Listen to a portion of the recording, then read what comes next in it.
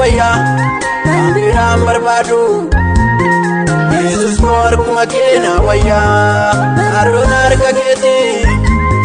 Yadame lafanan kahu Filille otaye Inyunyu amma kena kahu Olung kala sitti Nati sabu bakena wayya Biran barbadu Jesus korkuma kena wayya Arun harka keti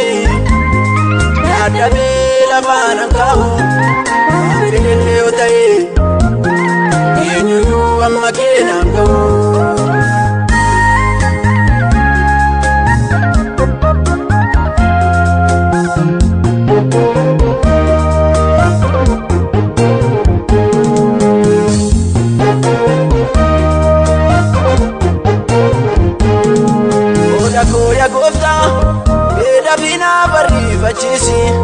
Biyya koo sheera Yerusaalem nageessisi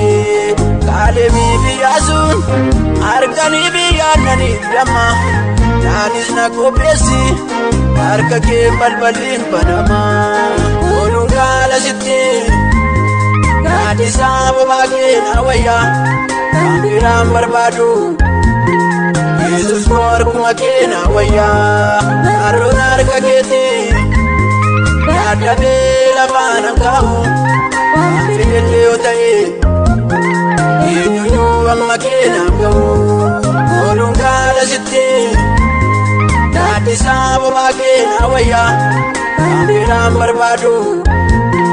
Jesus korkuma kena wayya Arun harka keti Yadame lafanan kahu Filille otaye Inyunyu amma kena kahu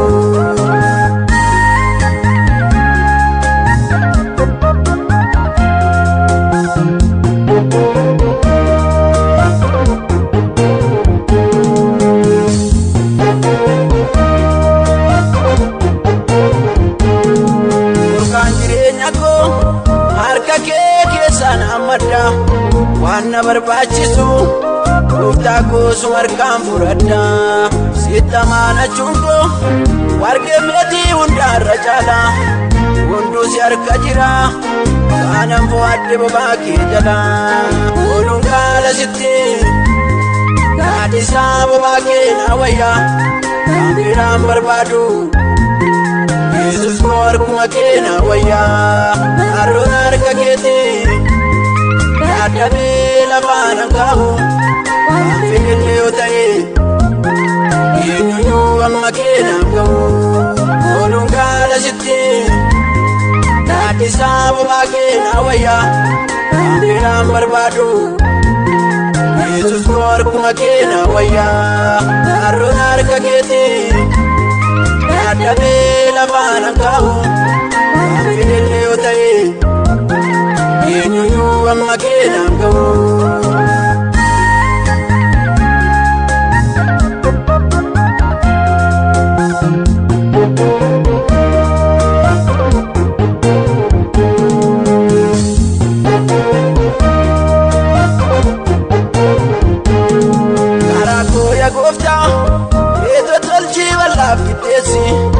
Ufuuf koreedina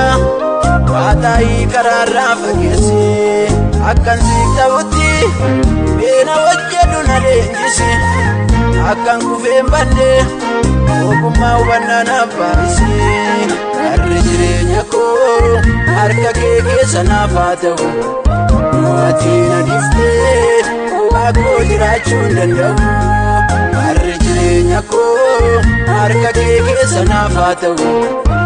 Ati na dhiftee kophaa koo jiraachuu hin danda'u